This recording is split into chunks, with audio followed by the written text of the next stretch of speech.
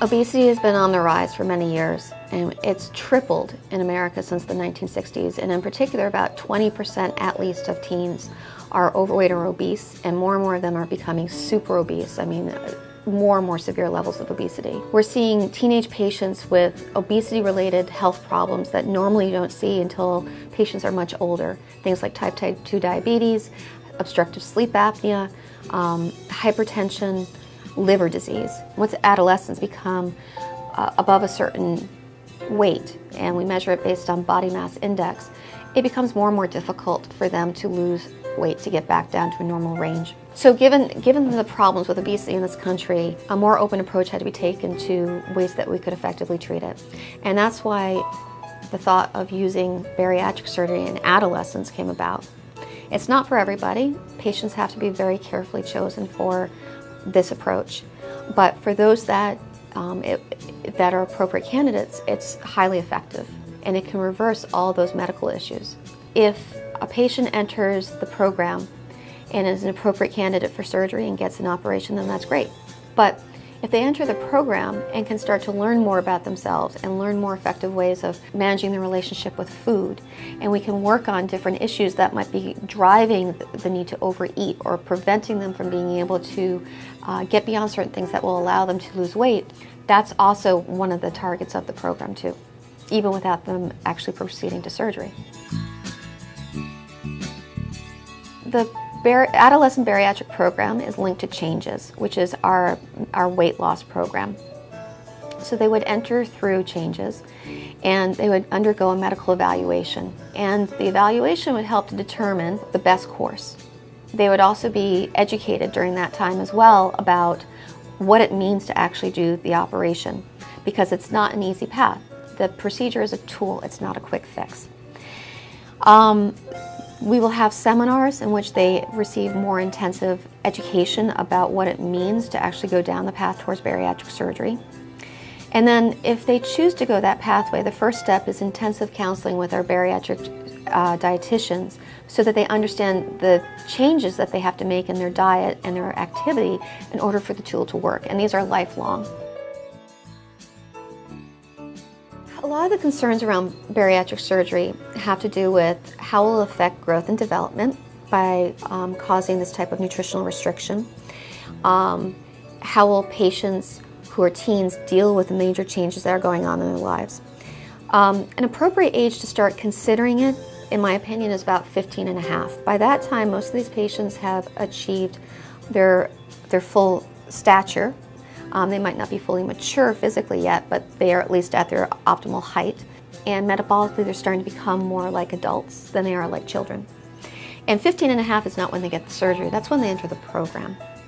And then they start working through the process. In my experience, the shortest amount of time between entering the program and actually getting surgery, it has been about 9 months. So it's a very intense and lengthy process to make sure it's the right choice for a patient. And that's not just us making sure it's the right choice, that's also the patient understanding and knowing it's the right choice with all the changes that are going to occur for them. The program that we have is very careful in its selection of patients. We don't want to have patients going to surgery who psychologically are not going to be prepared for the changes they have to make, who will have problems with it afterwards when they've undergone this major change in their anatomy that they can't go back on. So we're going to be very judicious about how we choose patients that are appropriate candidates. The procedure that we do here is the sleeve. It's a shorter operation. It's a less intensive surgery in terms of we're only operating on the stomach. We're not also operating on the small bowel. We resect, we take out about 85% of the stomach. So basically, you're asleep, we put what's called a bougie. It's kind of like a guide down so we know where we're going to, what we're going to leave. And then we staple along the side of that bougie and take out that portion of the stomach. So this is more of a restrictive procedure, and it's irreversible because we do take out that portion of the stomach, but we don't do anything with the intestines, so your risk of bowel obstruction is less. Also, there might be an endocrine function there too, because it's thought that the part of the stomach that we take out produces a hormone that might drive hunger and satiety, feeling full. So that lasts for at least about 6 months. So there might be an endocrine function there as well. The procedure is a restrictive procedure because you feel full faster. The advantages are that you don't have as much of a risk of the bowel obstruction, and you don't have to worry about the malabsorption portion in terms of the nutrients that you do with the gastric bypass.